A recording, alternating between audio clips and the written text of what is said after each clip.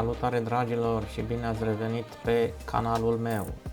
În clipul de astăzi vă voi prezenta următoarea lecție de la școala de șofer.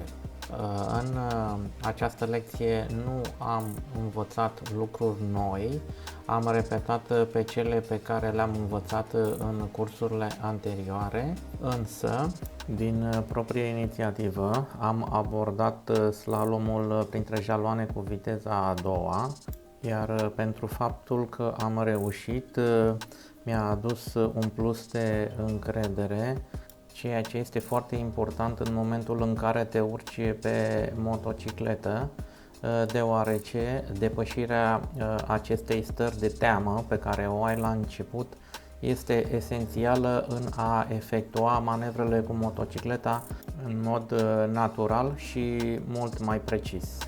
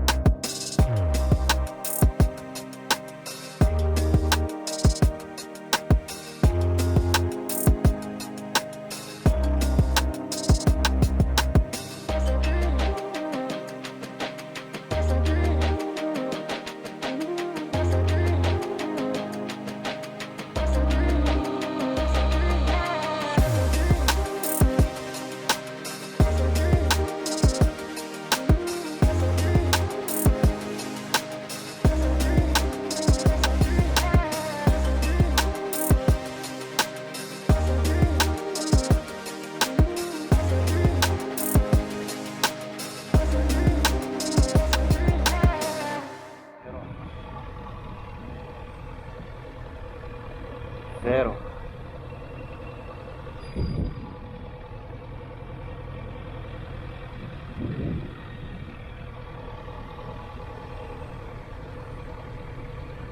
Unu.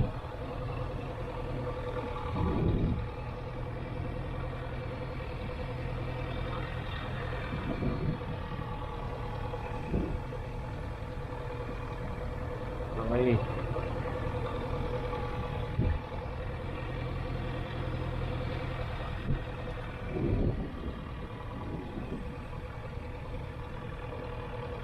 Três, zero,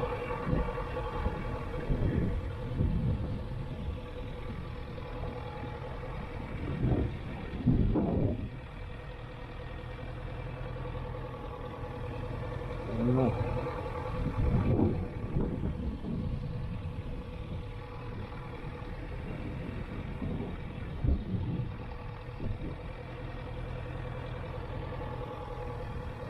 doi,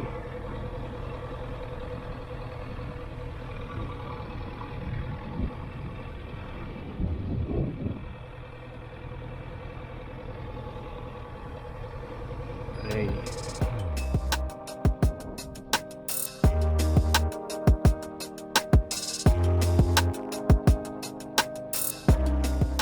Este foarte important să numărăm opturile când dăm poligonul la examen, deoarece putem greși efectuând mai multe sau mai puțin de 3, cât este necesar pe fiecare parte, fapt ce atrage după sine penalizarea cu 5 puncte, iar la acumularea 21 de puncte de penalizare, candidatul este respins.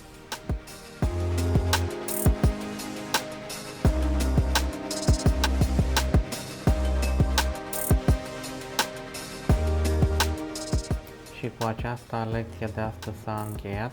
Mulțumesc mult pentru vizionare. Nu uitați să dați un like, share și subscribe.